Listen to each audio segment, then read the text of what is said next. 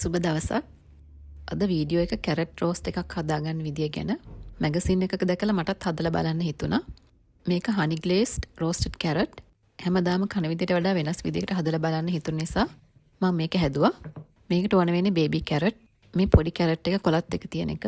ලොකු carrot එක ගන්නත් පුළුවන්. ඉස්සර අපි නොරෙලි ගියොත් අනිවාර්යෙන් baby carrot ගෙනල්ලා කොළ වලින් සම්බල් හදනවා. මම මේ කොළ වලිනුත් සම්බල් එකක් හැදුවා. ඒකේ වීඩියෝ එකත් මම ෂෝට් වීඩියෝ එකක් විතර දාලා තියෙනවා.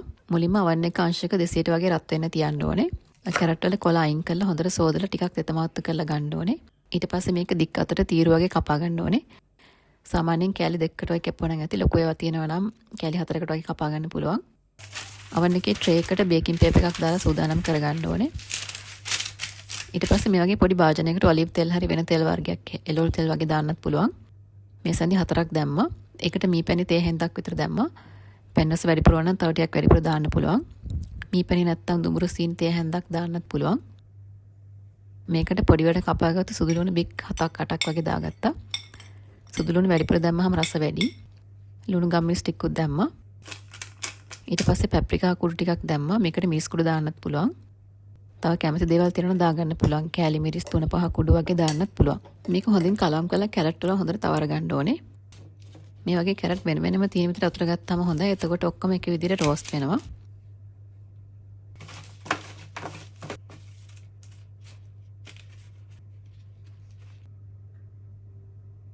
දැන් මේක oven එකට දාලා විනාඩි 10ක් 15ක් වගේ තියන්න ඕනේ.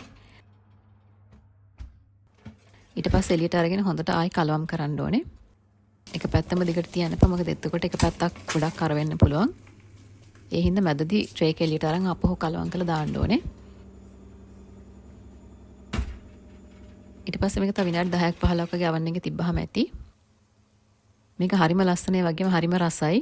සයිඩ් ඩිෂ් එකක් විදිහට උත්සව අවස්ථාවකට තියන්නත් පුළුවන්. බත් එක කන්නත් පුළුවන්.